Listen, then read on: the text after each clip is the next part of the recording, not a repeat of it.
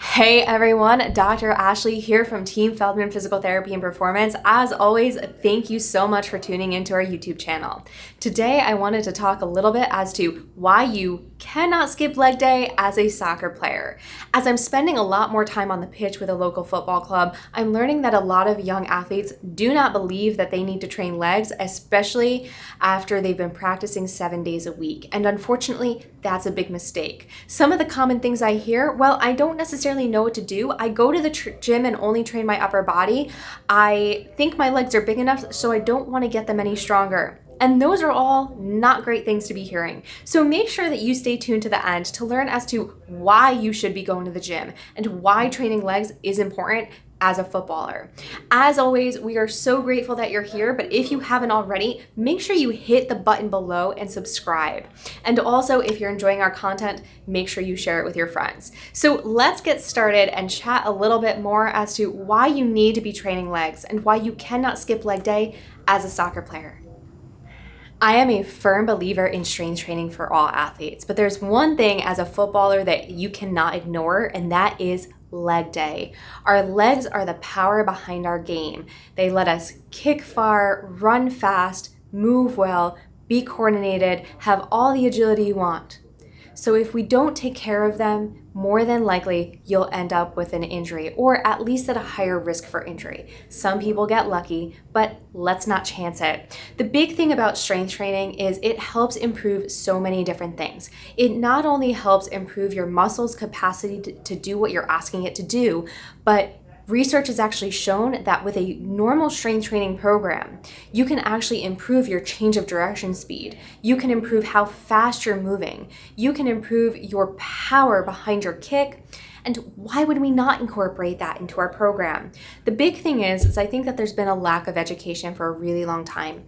People often think that lifting weights creates big muscle, and that's not always the case. A lot of the time, lifting on a proper program can get you more athleticism, it can get you stronger, and it can make you a better athlete overall. And those are things that you cannot ignore. The one thing that I do want you guys to forget and to not necessarily always say is, I'm playing on my legs 7 days a week, I don't need to lift. That's not necessarily true. So let's talk a little bit more about what things you should be focusing on in the gym if you are a footballer. Strength improves athleticism. That cannot be denied. So what do you need to do as a soccer player or as a footballer to get stronger and to improve your game? There's certain muscle groups that in soccer players often get injured, and there's certain muscle groups that help improve your game a little bit better than others. The things that I typically see in male soccer players pop up in regards to injury are things such as hamstring strains, groin strains, quad strains, as well as calf kind of pulls. If we talk about the female athlete, I often see the quad and hip flexor strain a little more often than a hamstring, and I also see ankle and knee injuries at the top of their list.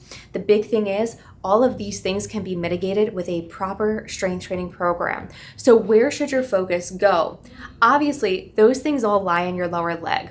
Lower leg injuries are the number one most common injury in soccer. If we kind of look at where most injuries fall, almost 98% of them are on the bottom half of the body, and we cannot ignore that. So that's why training legs is important. So what muscle groups are important? Let's talk about that a little bit more. I'm not going to go in depth into what lifts you should be focusing on. However, I will go over some things that I think are super important, such as the muscles that you should be focusing on while you're in the gym.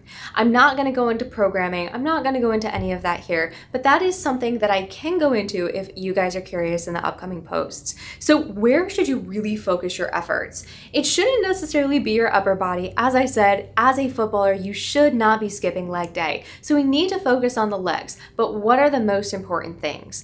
We typically see most of the injuries in our upper leg region. So we need to work on things such as the quads, the hip flexors, and the hamstrings. We also cannot forget all of the hip musculature. We cannot forget the hip adductors, or the hip rotators, areas we often see some injuries occur.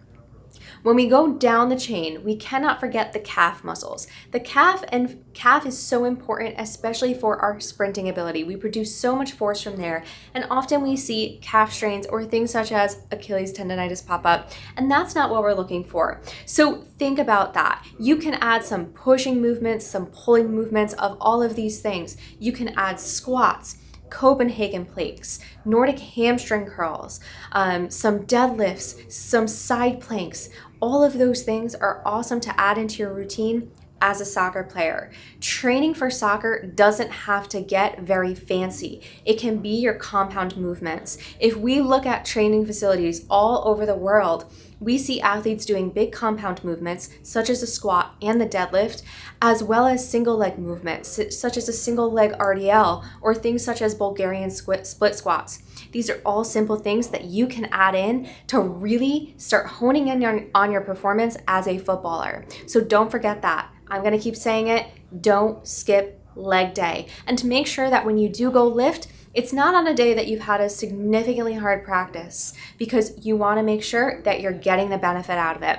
So as always, everybody, if you have any questions, don't hesitate to post them in the comments section below. We always look forward to getting your feedback, and I'll be back in a few short weeks with some more information regarding how to strength train as a footballer or a soccer player.